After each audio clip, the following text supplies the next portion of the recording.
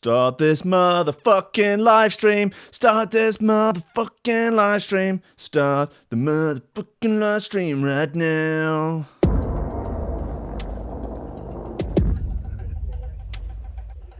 I don't know which came first, shitty rave music or the drugs. I wonder if it was just these non-music fuckheads who are, sitting in their house one day and they dicked around on a Macintosh. They go.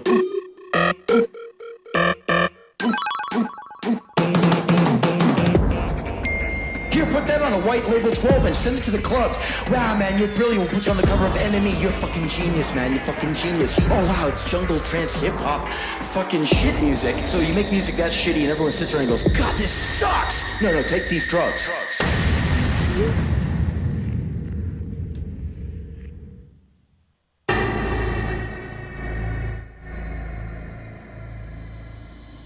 Drugs.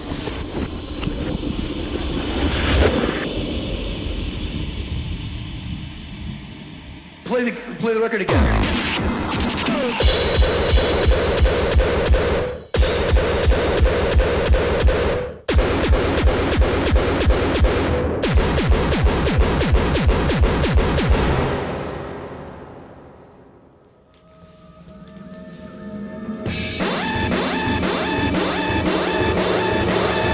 That's so good.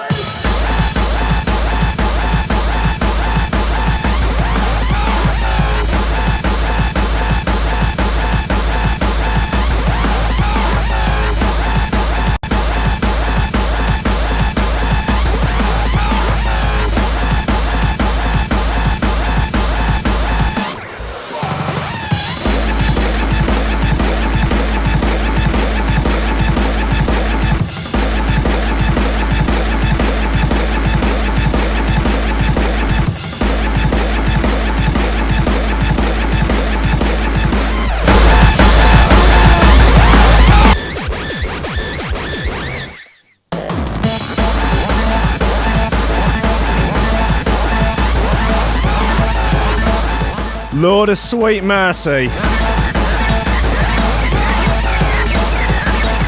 Oh.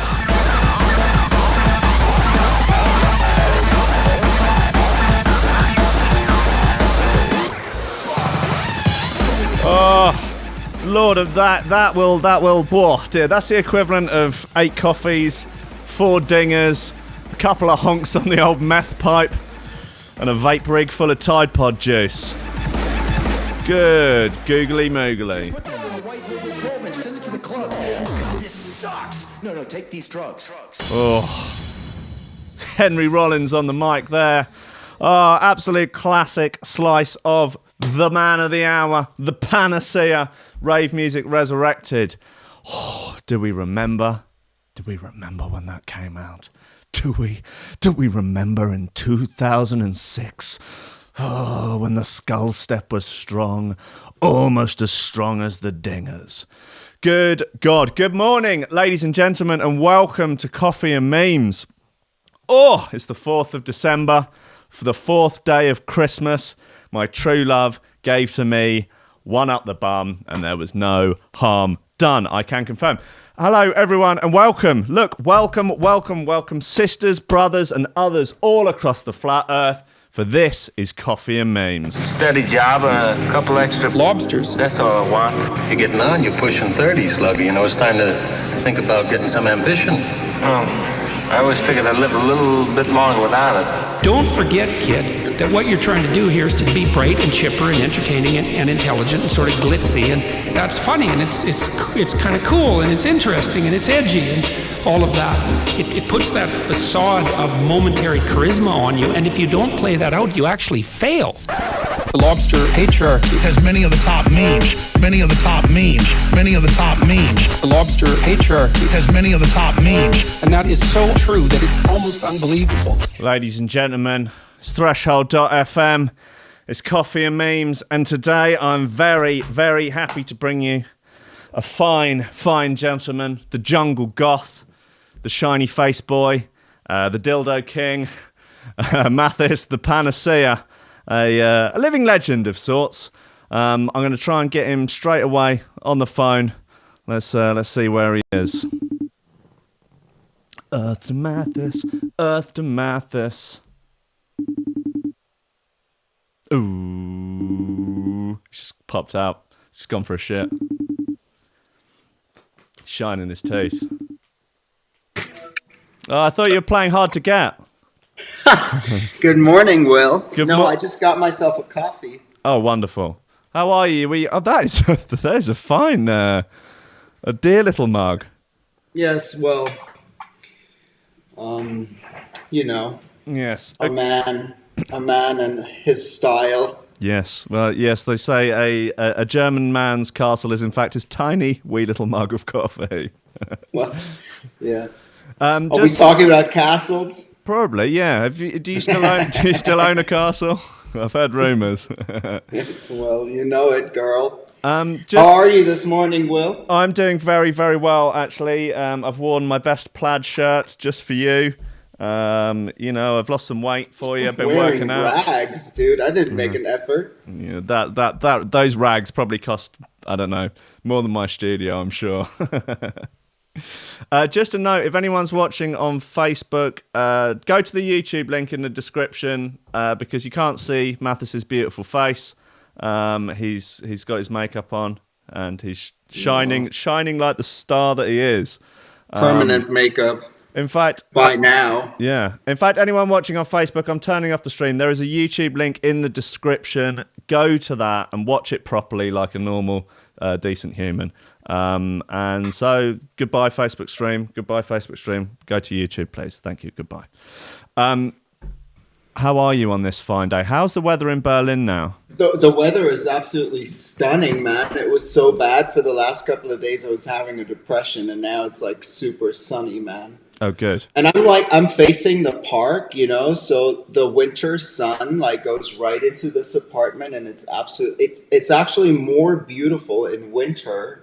The light is more beautiful in this apartment in winter than it is in summer. So I'm enjoying myself. Unfortunately, the studio faces we have a yard in the back, and it faces the wrong direction. But when I'm working on the business computer, I can see the park, and it's very picturesque. It's nice. I don't think I've been round to that flat. I went to yours, which was the one by Görlitzer. But so the dude that moved into this apartment, he was the leading. What is this camera called that you sort of tie around your waist, and then you can do these action sequences where the camera sort of it's stabilized.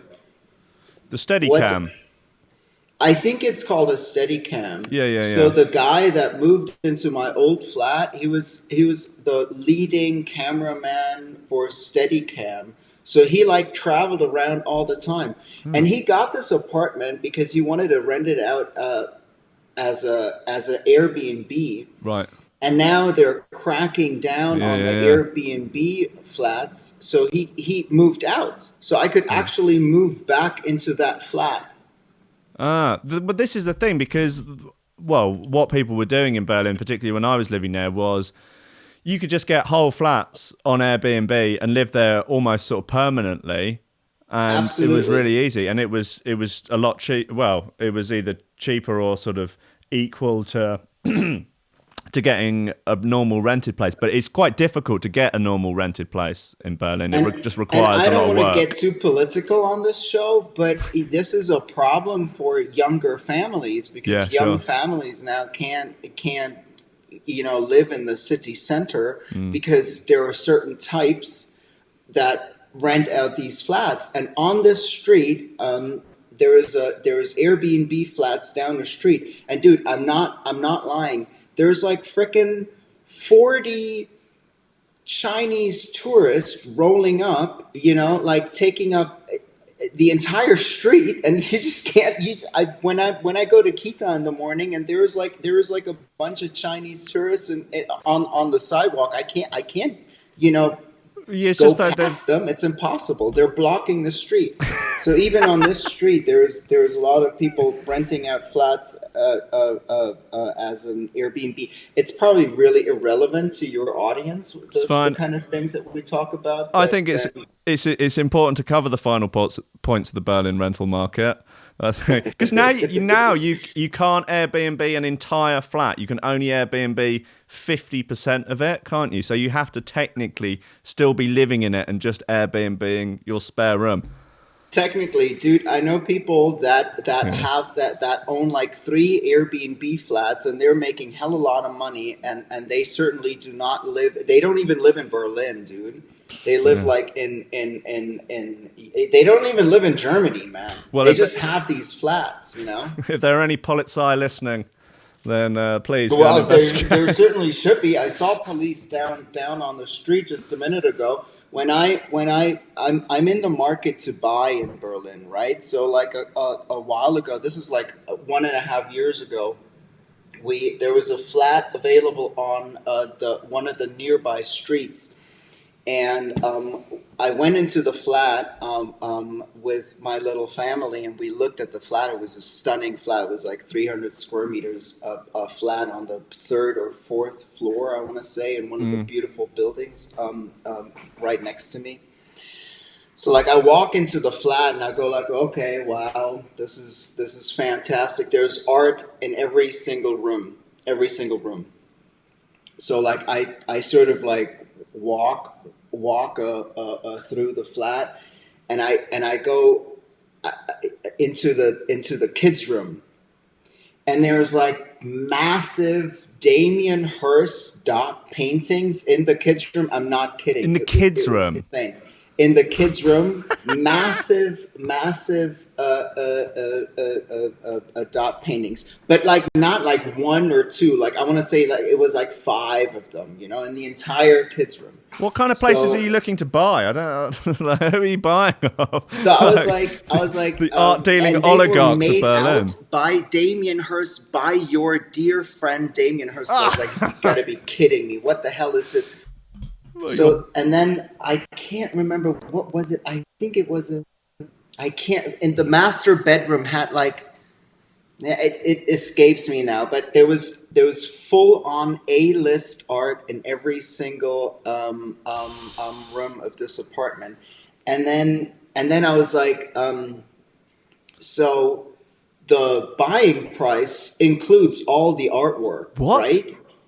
No. This is what I asked the real estate agent, and I've never seen a more sour face on a real estate agent than when I said that. He was not having my humor, dude.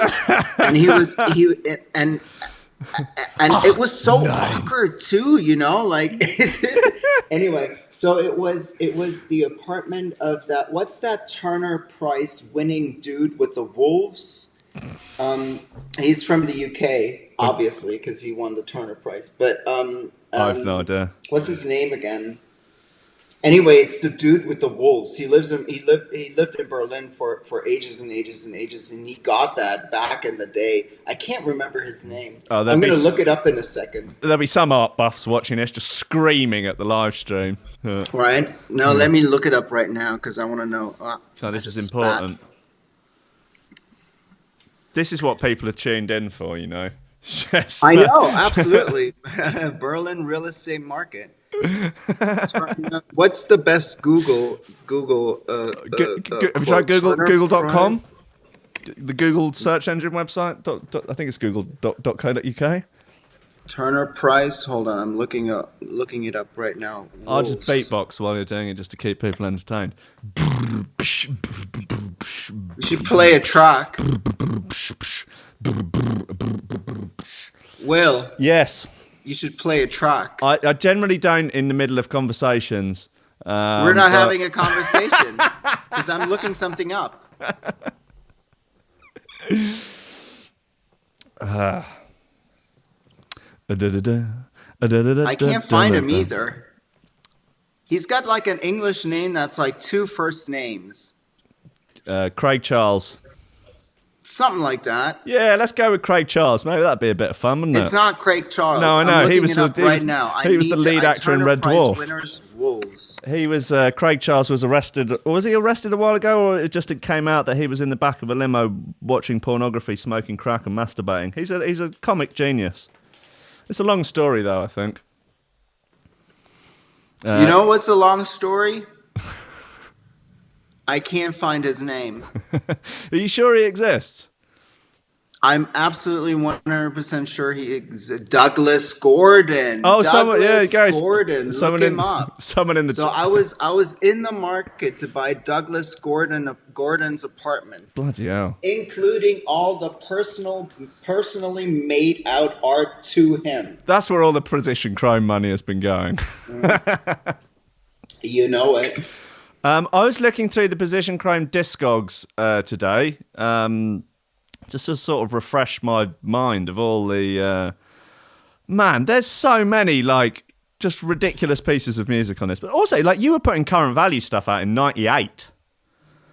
Like, there's... 97, I want to say. Was it 98? We signed it in 97, I know that much. Yeah.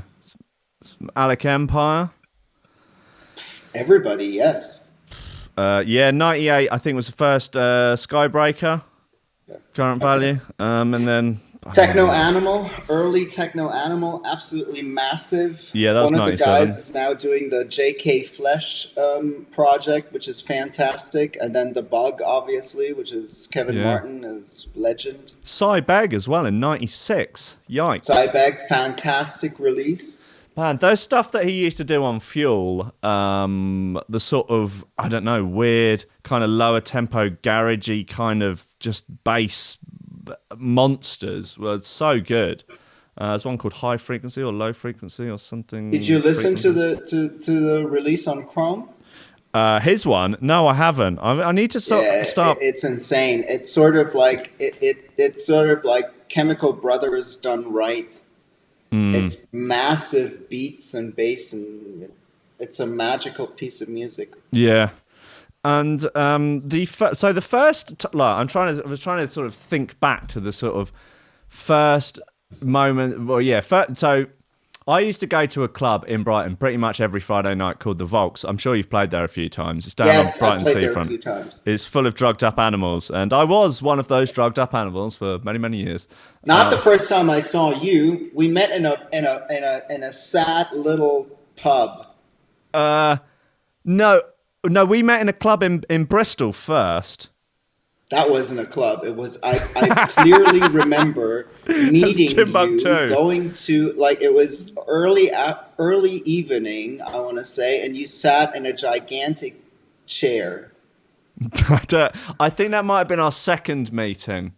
I think the first time was a club in Bristol called Timbuktu, and this was 2006. I don't recall that meeting. That was the first one, and I'd collared you out the back, and you said that you'd bought one of my records, and that sort of made my year. The one on Molten Vinyl? Yes, my very first one. Because it had Happy Hardcore. I'm selling that right now. Yeah, go to my Discogs page and buy. It's like this 99p mint condition. I certainly played the hell out of it. What was the track that I always played? The sort of like ravey one? I don't know. There were a few back then, and then I made the oh god, which one? Oh, I can't remember. There was I can't remember either, but it was a fantastic record. Oh, thank you kindly. But yeah, the first thing is there was a guy that used to run the night called Chris Natural, and he was very, very secretive about the records that he played. And he was opening with this track that went, Kings of the Jungle, Jungle, Jungle, Jungle. And it would just tear the place like apart. It was just, and then it goes into this happy hardcore bit. Like, oh, what the hell's going on? This is complete insanity. Yeah. And for like years, he wouldn't tell me what it was. Like at least 2 years. And this was sort of pre-decent search engine. So this was that came out in 2001, I think. I want to say 2001. Yes. Yeah. And so then I eventually found that there was a record called Kings of the Jungle by DJ Dexterous and Rude Boy Keith. Dexterous and whatever. Rude Boy so Keith, bad. yeah. Such a bad record. Sold that ages ago. Sold that when I lived in the States. And then one day I was at a record fair in Cornwall and on holiday with my family, and I found DJ Dexterous and Rude Boy Keith, Kings of the Jungle, and it was like £15, and I was like, oh, that's all my spending money or something. Yeah. And I bought it, and it wasn't like there was at least another week and a half of this holiday until I got home. So I was like really gearing up to play this record, put it on the deck. I was like, what the fuck is this? What this a isn't it at all. letdown. I know. And so I went steaming back to Chris Natural. I was like, look, I've bought this record and it's not the right one. What is that Kings of the Jungle tune? Oh, yeah, it's by this German guy called Panacea. And and then I think I got a load of your stuff from LimeWire. Because that's all you could do. You couldn't buy the vinyl anywhere. God, I can't remember. Yes, of course, it was that thing. Yeah, Soulseek. I was trying to get old techno. Yeah. On that ages ago. So, but you know what? Like, I hear similar stories like that so many times because there was when I started out in '97. The first couple of releases were supported by the UK DJ, gang, like the A-lister DJ gang. Like I heard Doc Scott play my shit at raves in Germany. Like a bunch of them played the first 3 records, I want to say, and then back then we were using this distribution company called SRD. They don't exist anymore. But SRD did a pretty good job sending out white labels to important DJs. And so these records came out, and obviously they were my first releases. So nobody had an idea who this guy was. So people assumed that it was somebody from the UK, even like I remember a couple of people thought it was Aphex Twin. Really? It was Aphex Twin doing drum and bass, like a drum and bass side project. So this was at a time, it seems so weird nowadays, but this was at a time when the UK DJ crew was so tight, they wouldn't play releases from anybody outside of the UK, basically. But there were so few people outside of the UK doing anything good. In 2000... I'm sorry, I didn't... In sort of 99, 2000, there was just so few people outside the UK. It was a handful anything. of people that were sort of like playing every party. It was literally a handful. Like I want to say like. The story that I'm telling you right now is sort of like it's a little earlier than that. It's 97, and it was even less people then. I mean, there was basically 2 other Germans. It was Makai, the guys that did the Ghosts in the Shell drum and bass track, and then there was like there was like a Berliner crew back then, but that was it. There was a couple of people from Cologne maybe, but they weren't active on the international stage. So by the time the UK DJs found out that this was a German guy, and they sort of found out by the time I released my first album, which was also in 97, they stopped playing that stuff because I was German. Well, you did start How 2 world racist wars. is that? Yeah, well, still recovering from, World War II. There's a lot of hangovers there, it's baby boomer generation. Forgiven but not forgotten. Right, we're going to take it out on those German drum and basses. Elephant. I remember all of that, so like... Ever since then, I had But then it was the Americans that. Friends, sorry. It was the Americans that bullied the German accent out of you. I want to say yes. The New Yorkers.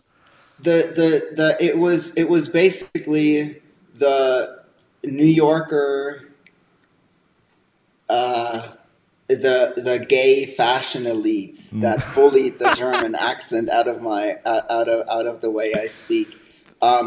Arriving in New York, I mean, I was very young and very inexperienced. I grew up in a very safe environment in every, like, I mean, it was very safe. And I sort of went there and, I felt as if I was being thrown into cold water. And it was great. It was really interesting. It was a great time. It was a lot of who I am was sort of my character formed in those years. I really as a human being, I think it was a very important time in my life. Also, this was probably the last couple of years where New York was the great city that we imagine it to be, like nowadays it's just not like that anymore. It was around the early 2000s and the late 90s. It was a very active city. There was lots of artists there. There was music, just fantastic music, great clubs, Limelight, Twilo, just the people I met there were very inspiring. It was a hotbed of not only like Americans, but also Europeans that moved to the city because they believed it to be a place where they could make it, I mean, our apartment there was a window display artists in one of the flats, photographers, people in the fashion business. Like I said, it was a really creative sort of apartment. And then, obviously it being on West 29th Street, it was like you can't even live there anymore now. They tore down the building that we lived in. And built this block is like sort of like apartments now, like tall, like skyscrapers with apartments. Yeah, for God knows how much money. It was a great time, and obviously playing in America, I didn't have to deal with any of this sort of bullshit. They didn't mind me being German. They didn't have like it was. I'm also criticizing, I guess, the German scene, because the German scene at that time was very, very sort of like everything that came from the UK was like amazing, and everything that came from Germany at that time was like sort of ooh. Ooh, it's not the real thing. Yeah, like Germans trying to copy the UK drum and bass, which I guess I did for a while. I'm trying to think of any of your records that you could.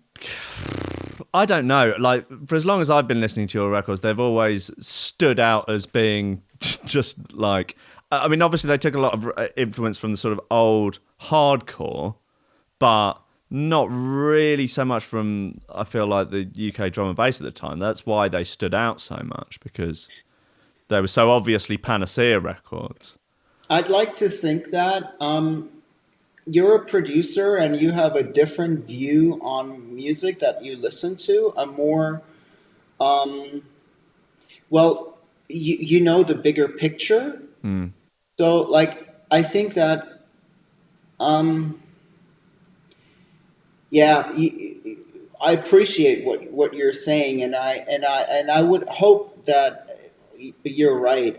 But I'm like maybe not the right person to talk to about that, because I made the tracks. Well, yeah, that's it. I presume you know what frame of mind you were in at the time, but also like oftentimes when I've sat down to make something with a specific thing in mind, it's not always come out like that. And even if, I've felt like there's been influence on something else, what other people hear are, can be completely different. And so I think, your one is not always the best critic of their own work. It's it's always amazing how many people you speak to who don't really like their own music. Like other people definitely seem to like my music more than I do. But I think that's just often the way, because when you can't see the wood for the trees when you're so deep into it, and or you hear all the imperfections and all the other little bits and pieces going on with it that other people don't hear.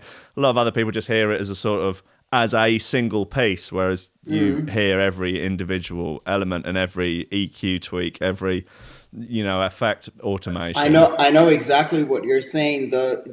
What transpired later in my career was the fact that I started to remember how painful it was to finish certain kind of projects and tracks. Like by the time that I made Chiopteron, I was so obsessed with cross references in my tracks, with a certain kind of aesthetic, with wanting to be edgy, with my sort of like, I was so laden with like stuff that I wanted to put in the tracks that it kind of kept me from enjoying the process. And if you don't enjoy the process of making a track, you know that something is wrong. Yeah. And definitely. Also, like when I reference like a certain kind of feeling that I had at a rave in '93 when I went to the whatever XS in Frankfurt, and I heard DJ Hype play for the first time, and I want to put something in there like jungle techno, for example. That's based on a sensation, on a night out sort of, that when I went to the XS club. So and I'm like working so hard on recreating that kind of feeling, that it became really painful at the end, like the Panacea Will Never Die, same thing, tracks were like some of the tracks took me 3 months and more. And that's not a good place to be at, like music. I was becoming obsessed. Do you feel like with those tracks, they're the sort of ones that take like 3 days and 3 months? Like it's like the final, I don't know, the final 5% of the track takes the remainder of the 3 months after like having put it all together, and then it's like, I don't know, just the process of it slows down somehow, of like trying to, I don't know, it's all just second guessing yourself. No. No, that's what it's like for me. So, like, Rise and Shine, for example. Rise and Shine, I worked on for 6 months. Yeah. That was a 6 months track. And as I put more stuff into the track, I was enjoying the track more and more. So and then I was sort of done with it after 6 months, and I couldn't listen to it for quite some time. When I started to listen to it again, I like to play this. This is one of the tracks that I play out now. And every time I listen to the track, I can go back and sort of like, it has so many layers that every time I can concentrate on a different layer of the track. There's so many elements in this track. It's one of the most overproduced tracks that I've ever done in my life, and it has like whatever I want to say, like 86 different stems or something. It's if you see the project, it looks like something's done by a complete madman. It's a staggering amount of audio files, and the result is satisfying for me. I don't play King of the Jungle anymore. And that was a track that took me, I believe, a week. Right. Like I said, I try to recreate a certain kind of feeling. I had the vocal sample, and I just wanted a massive track. I wanted to use the vocal sample in a massive track, and then I thought, what kind show-stopping part could I use? What has never been done before? So I put the happy hardcore bit in there. It was like sort of like one of my sets. Where I would just like play a bit of happy hardcore in my set. So that's how that track came about. It's difficult, like. I recently played this show in recently. I think it was the beginning of this year. I played the Live Evil event at Electroworks in London, and they asked me to play a 97, like an early kind of like Panacea set. And I didn't listen to these tracks in forever. I haven't heard any of these in forever. So I went back and I went through my back catalog, sort of like what you just did. And and with time, I can reevaluate some of the early tracks. And I remember how exciting it was to finally be able to release, on a label. And then I was thrown into this so fast. Like, you have to imagine that back in 96, when I felt ready to send out demos, the second demo that I ever sent out was signed instantly by Force Inc. I got a call back from them like 2 days later, So Damn. My boss back then, Achim Schepansky, who ran Force Inc. at that time, he called me and he was like, "Yeah, I skipped through the tape and we can do all of these tracks on the tape." That was it, That was it. Give it 5 minutes. It was so it's good easy. rave music.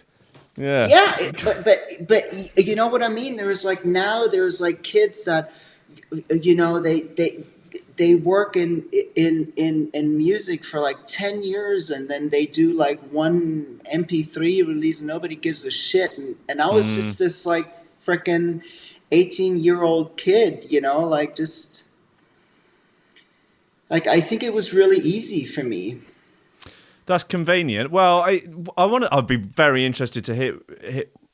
I don't think I would have heard that. What was it? Is it? Can you still get it? On the tape, there was I want to say the first 2 releases were on that tape. So that's Tron, which is Chrome 7. Right. Okay. Torture, I made a different version for the 12-inch. I have an original version from 95 on my computer of Tron. Torture. I'm sorry, of Torture. So Tron, Torture, and then the second Chrome 8 was Stormbringer and God damn it. Hold on.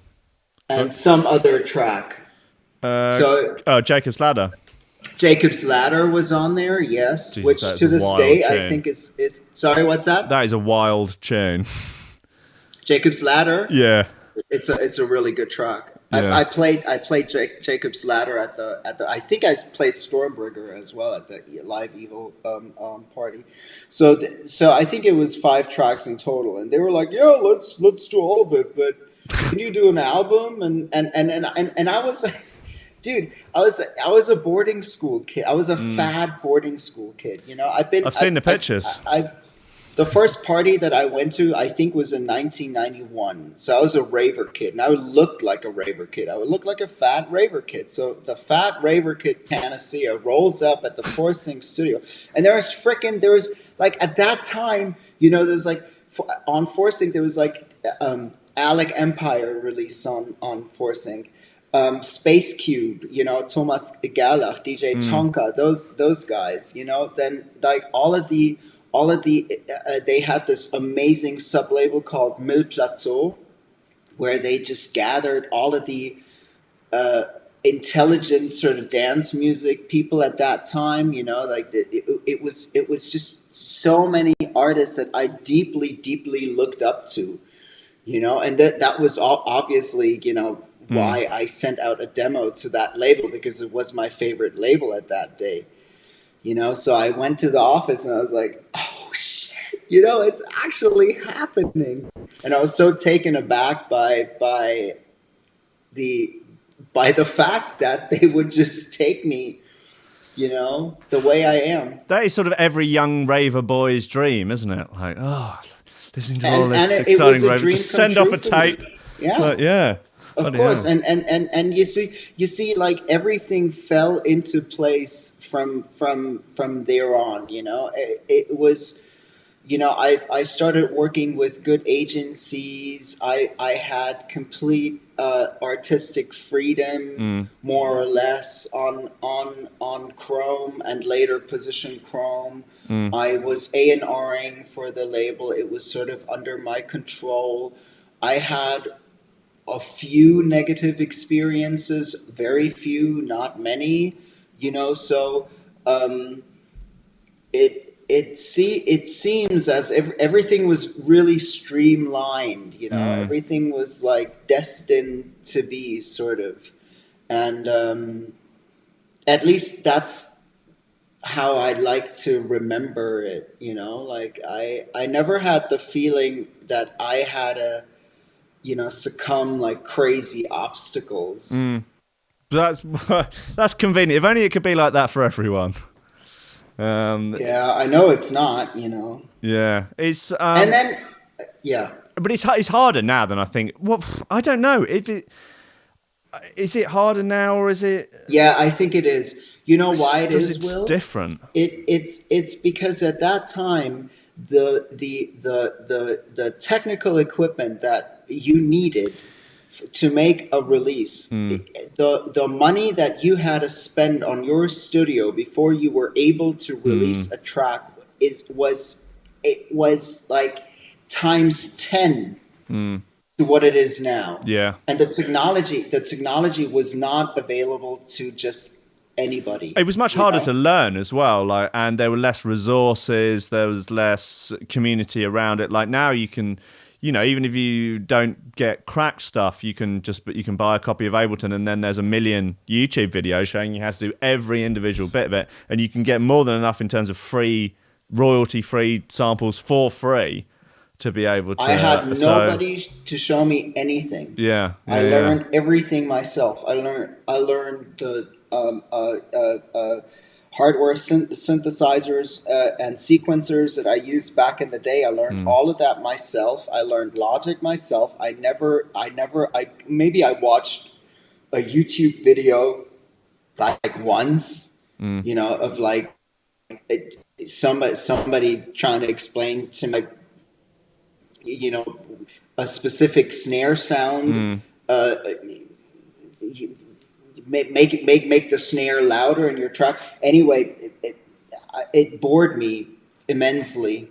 So this is not why I wanted to make music. It's the technical aspect of the music was never. I'm not a tech nerd. I'm not a studio nerd. I'd like to think that my tracks, often they sound slightly off. I'm no Mefjus or Noisia. Oops. Post. Sorry, I'll be right back. All right. Right. Well, while Mathis goes to enjoy his whatever package, presumably some sort of hardcore sex toys or something are being delivered. Well, how's everyone doing in the chat? Aphex Twin was born in Ireland. Okay, good to get that one clear. Never heard anyone say this about New York before. That's quite interesting. Been producing for 14 to 15 years and no releases so far. Yeah. Solid old techno on Bandcamp. Oh, wow. What other tunes have we got lined up? When Mathis finishes, I'm going to play some of his old stuff off of Night Force. Let's see if my battery holds out. For some reason, there's something wrong with the battery on this laptop. It's a fun game that I play every show, hoping that we'll make it to the end without some sort of terrible technical disaster. But that's just sort of my life, really, hoping that I will get to the end of this, this reality without some sort of horrendous technical disaster that leaves more than one person dead at a time. Yeah, we can do. He's back! Sorry about that. Yeah. Sorry, post. So look, let's talk about the sort of the move forward with stuff. Like there's Panacea Techno records now. There's new frames. Yes. So so I moved to Berlin in 2010. I want to say I can't remember. 10 or 11 maybe. Anyway, so back then I had heard about this amazing techno club in Berlin called the Berghain. And being a DJ myself, you know what it's like. You play Friday, you play Saturday, you come home Sunday, and kind of like you like fall into this whole like like there's no party, you're immensely tired and you're hungry and you're just a bit stressed out from the traveling. So I figured that with the Berghain being open on a Sunday, there's your techno fix. What's that? There's your fix of techno for the week. Yes, exactly. So that it might be a good idea to go out on a Sunday afternoon and sort of like wind down from the weekend, you know. So like I started going to this club, and man, this was just shortly after that minimal techno trend that took over. Like I have to tell you that I was interested in different subgenres of electronic music all my life. I have a deep affection to ambient, early ambient, like sort of early 90s ambient, obviously. Early UK hardcore, all of that stuff still is very important to me. But also like Belgian techno, underground resistance, all of this kind of stuff from the early 90s shaped like my sound. Yeah. And being a musician, also coming from classical music, to me, genres are not so defined, like I still meet kids that tell me that they only listen to drum and bass. I find that immensely sad, like I think that that's a sad thing to say because there's so much more interesting music out there. So during that minimal techno thing, when sort of like even DJs like Chris Liebing, who was known to play like really hard techno. Yeah. He started, like to me overnight playing this kind of like mellow sort of like crap that it just got really popular. Yeah. So I completely faded out. I did not listen to any techno for years and years and years. So like I go to this club, the Berghain, and I'm listening to like just doomy kind of like stuff that reminds me of what I always loved about techno. Like just like it was just really dark, like and at the same time really energetic. So I started to really like that. I started to really enjoy also the fact that it was a little slower. The crowd was a little different.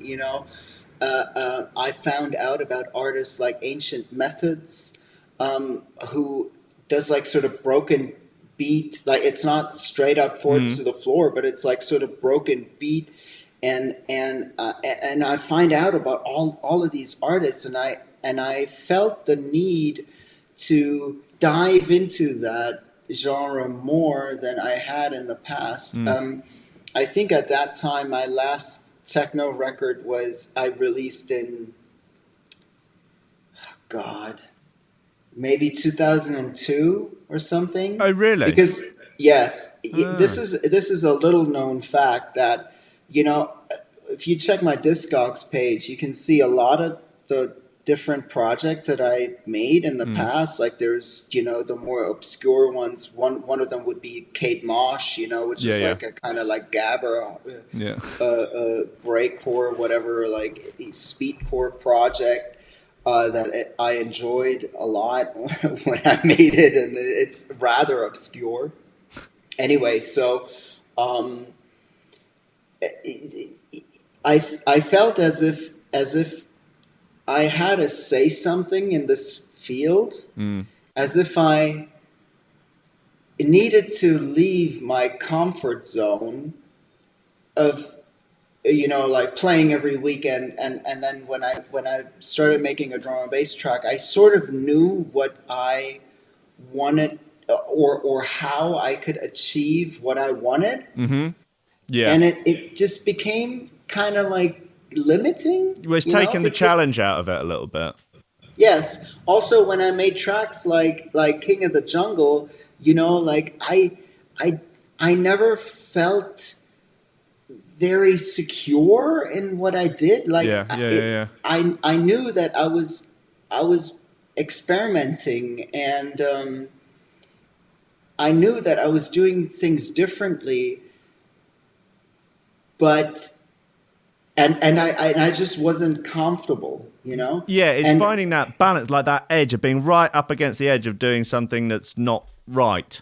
Like, but really trying to skirt as close to it as possible. Like, that's really where the magic happens. But push it too far, and it's unlistenable. Mm-hmm. Yeah. So and out of that sort of grew an interest in maybe exploring that side of me as a producer more, and then also the fact that I got to know a lot of people in the business. Being moi, if I can say that, being myself. Hello, the Panacea is here. Come on, yes, roll up. It's a certain kind of carte de visite that is being looked at quite. What I'm trying to say is that. People knew who I was. People know me. Kind of a big deal around here. Yes, no, but of course. Yeah. He makes that bloody rave music. I've seen him thrashing around on stage with his glinty teeth. It was great for me to see that I made ripples outside of my small subgenre. Yeah. I think that was really rewarding. That was the first time for me to see that maybe what I did was kind of okay. I'm doing okay because there's people that I deeply look up to that have heard of my name. Yeah, sure. And that respect me for what I did. Also, a little known fact is that a lot of people that work behind the scenes in Berlin, they used to be drum and bass heads, so they all saw me play in the Maria in the early 2000s. They all came to these shows. A lot of people knew who I was. So I sort of made a lot of friends within a short amount of time. So through I can't remember who introduced us. But I met Adam X from Sonic Groove Records about, I want to say 3 years ago. I got talking to him, and I used to record shop at Sonic Groove when I was in New York. I used to go to his record shop to buy records.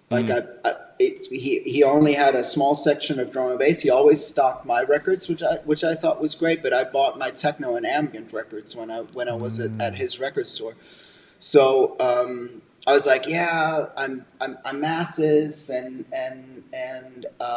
I don't think you knew who I was back in the day when I was record shopping with you. And then he was like, yeah, but we always had your records in store, and they were always extraordinary and so different sounding to what the UK guys did. Sort of like what you just told me. Like it was clearly identified. You could clearly identify them as a Panacea record.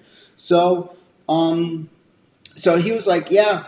So I told him about this project that I do with my friend David, the Future 91, 92, 93 series, the Continuum series 91 to 98 label that we do. It's a bunch of white labels that we released that sort of go through the years, like the Future 91, 92 record looks at techno in the year 91 to 92, and then we sort of take inspiration from tracks out of that era, and then try to make a modern version of them. So we go through the years, looking at each year and try to make our own version. And what are you going to do when you run out of years? Will you go all the way up to present day? It's done. Remix them all. The series stops at 1998. It's going to stop. We're working on the last one right now. Then just retire. Go out in a blaze of glory. No, I'm not going to retire, but we're gonna continue to do something on the label, but we don't know what yet. I can't tell you. I can't give that away. Yeah, well, I'm trying to probe too deep there, for all the little tidbits. So we met over that, and then he basically gave me a carte blanche. He said, just make a record on Sonic Groove. Make a Panacea record on Sonic Groove. Make it good. And I was I was so taken aback, how good it feels to be trusted by, Adam X is he is a legend, dude. He and Frankie Bones and these New York guys. I remember buying an Adam X record in 1992. Swamp Thing was a major track for me. The stuff that he did with his brother, X Crash, fucking amazing. Can I swear on this? You say whatever you want. That's fine. I just did. Yeah, that's fine. No problem. So anyway, say anything. So he told me, just make a record. And I was and it's the key to the techno city. It was such a shocker to me. Yeah. So I released the first Panacea techno record with him beginning of this year in January, and then next one is going to come out next January. Okay. So in a month, end of January. So. For anyone listening, I'll post the appropriate links to listen to stuff in the show notes of the podcast, so everyone can. Yeah, well, the record is called Above the Absolute, and so that was that, And then I just really enjoyed putting together techno shows.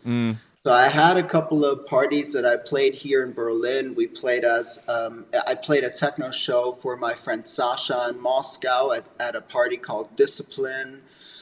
That was the first techno Panacea show, I want to say, if I'm not mistaken. I believe that was in 2016. And I just had so much fun because it was so challenging, If you DJ this sort of stuff for 4 hours, you can playing a drum and bass show for 1 hour, it's just, and it's very linear to me. It's you're creating a whole different thing though with techno and drum and bass. They're almost not comparable in a way. Do you know? They are and they expression, aren't because I'd like to think of my techno sets as a Panacea drum and bass set, but stretched out. I have certain points peak points in my set. It's just the in a Panacea drum and bass set, you will always have the sort of slower beginning, and then it goes right in, and then it's sort of like that for a while, and then it peaks because it goes crazy because I'm playing some happy hardcore shit or whatever, like a gabber track or whatnot. Then it goes down. Then I play some slower kind of whatever Kamui or heart style track, and it goes up again, and it goes into this infinite kind of insanity towards the end, of emotion and craziness. That's at least how I'd like to see it. So with the techno shows, it's like that, but it's stretched out to 4 hours. Okay, so it makes a lot of sense. The intensity can be it's like a stretched orgasm, if you want to say, if you ever, I don't know if you ever experienced an orgasm or a longer kind of orgasm. Well, it's a more tantric kind of of orgasm. Yeah. I don't know. I'm always searching. Understand what I'm saying, Maybe you don't. But, well, I'm a bit younger, so I've still got a lot to learn. I haven't been to Berghain as much as you. Oh, sir, I've never been to the lab. Yeah. Is that where you learned it all? Careful now. Careful. Anyway, so I'd like to think that the intensity is sort of the same, but the speed is different. And I have so much fun dabbling in this field right now because it's uncharted territory for me. I have no clue what I'm doing. It feels right. It feels good to leave my comfort zone. You know, I truly think that it brings out the best in me because I'm leaving a field that I became too comfortable in. Yeah, 100%. You have to push yourself. Be comfortable. Sorry, yes. You have to push yourself. Otherwise, it takes the meaning out of everything. And you know, sometimes you have to burn off the dead wood. You have to burn off the fat in order to, you know, truly create again and to sort of form order out of chaos. And that's what gives creativity its meaning. It sort of stops being. If you keep just working in rigid grooves, it stops being creativity. It starts being like what you're like painting by numbers. At that point, I couldn't have said it better. Also, all of this is based on the fact that I still believe that I'm an artist. You know, I see myself as an artist, and an artist should get the opportunity to speak in the language that he desires to. Yeah. And my language over the years has changed. You know, I'm not the same person that I was in before I left for America or when I started out in the music business. You know. Yeah. I've said this before in interviews. You know, Parenthood has changed me drastically. Obviously, you know, I have a whole set of new responsibilities that I need to take care of.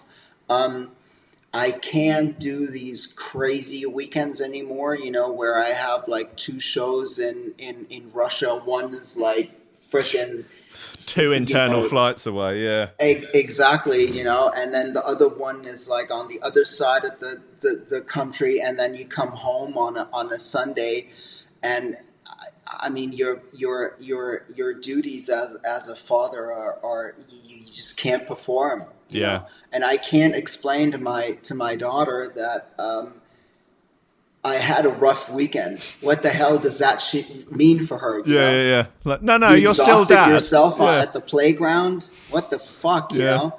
I remember once she started throwing Lego at me because I fell asleep on her carpet, on her floor. You know. Well, there you go. That sort of says it all, really.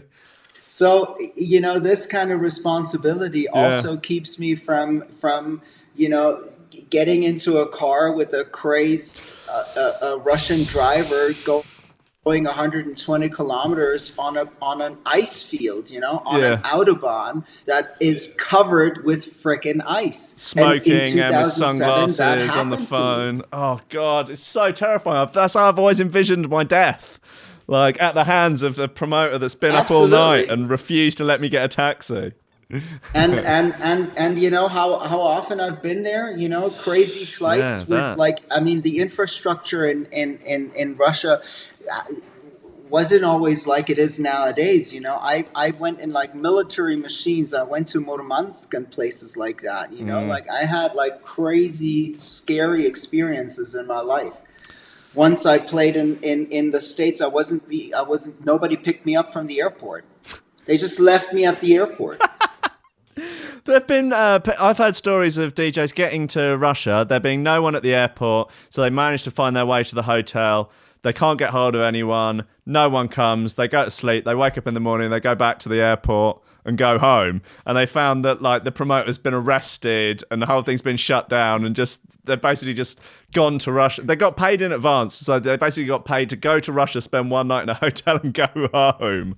There's this one incident when I was supposed to play in Novosibirsk, and I had a flight from, I want to say, Frankfurt to Moscow. I had a 6-hour layover in Moscow. I boarded a flight to Novosibirsk that would get me to Novosibirsk at 3 o'clock in the morning or something. And then my show was at one of these pirate station parties, you know, with like 20,000 plus, like kind of people party rave. And I was supposed to play from 5 till 6, and then my return flight was like at 1300 or something, you know, next day. So, like, we're circling over frickin' Novosibirsk, you know, and then pilot says something over the intercom, you know, and everybody around me goes like, oh. And I was like, what? Just have the decency to say what you have to say in English. None of that, you know, of course. Like, just Russian. So, frickin', I can see... Okay, we're not landing. We're not landing. Circling. Then I fell asleep. I wake up. We landed like at some random piece of shit Siberian airport, you know, like while we were landing, there was like snow falling, like the snow was insane, man. And I didn't know where we were, you know, and I looked at my watch and it was like sort of like whatever 3 o'clock at that time, you know, and everybody's waiting in the terminal, and then sort of like you can see the snow rising outside of the airplane, you know, outside of the airport, and basically by the time I found somebody that I could talk to, the plane was covered in snow. There was no way we would depart from that airport. To this day, I do not know the name of that airport. To this day, I have no clue where we were. So I had to take, that night, a bus from that very airport in the middle of nowhere. I took a 6-hour bus back to Novosibirsk. Missed the party, obviously. Yeah. Was being picked up by the promoter from that bus in Novosibirsk, went to the hotel, took a shower, and took a flight back. Oh. That was, and nobody spoke English. Yeah. I finally found someone that I could communicate with in the most basic English. I had the promoter on the phone telling him, you know, you need to get this guy to Novosibirsk. He's gonna have to He's gonna have a meltdown. Board his flight back. Dude, it was such a nightmare. It was so crazy. And honestly, Will, now I can't do this anymore because it's not just me. I'm not responsible for just myself, but I'm also responsible to my little family. You know, I have a responsibility. So all the insanity that this business brings is fun while I'm telling you this story. When you're in it, it's not so much fun. No. And certainly now, you know, being 42, you know, I have to like kind of settle down a little bit, you know. So I'm enjoying my time in the studio. You know, I'm working a lot in the studio. I'm spending a lot of time in the studio, and I'm just trying to really, you know, like trying to dabble in this field of uncharted territory that what I mentioned earlier, you know, and I just have the time of my life. Yeah. Well, look, I'm really excited to hear all the new stuff as it comes out.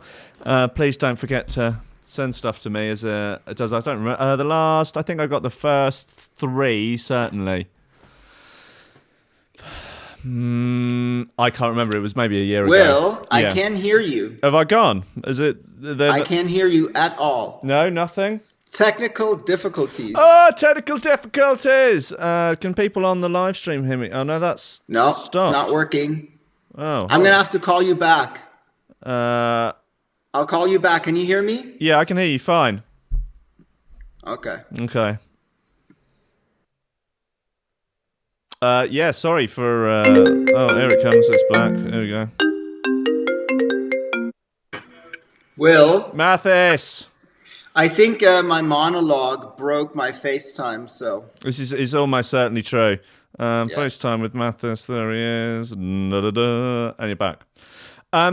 Well, look, listen, let's wrap this up here. What I would really like to do with you sometimes is to sit down in person and go through all the old Position Chrome classics. I think that would be a fun few hours. I think that was the brief, but we ended up talking about more irrelevant stuff. I think that would be subjective, but irreverent perhaps.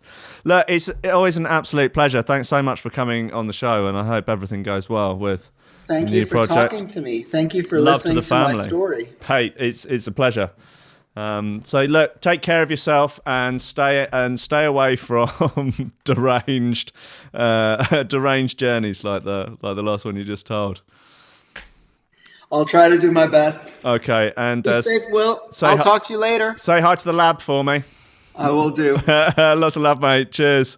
Bye-bye. Take care.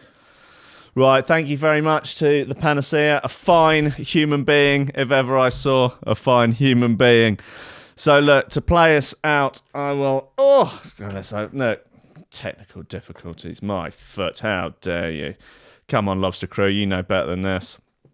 To play us out, a bit of Panacea and current value.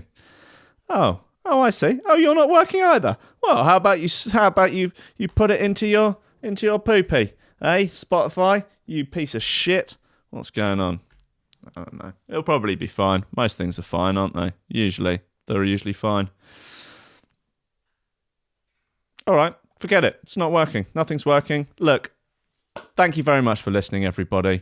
I will be back. I will be back tonight, in fact, with Jim for Rankin Radio, 7:30 on Threshold.fm and on the Rankin Radio Facebook page. I think my computer's about to die, and so that'll be the rest of the day sorting that out. Look, much love to you all. Don't let your memes be dreams, and stay out of trouble. Increase the peace, decrease the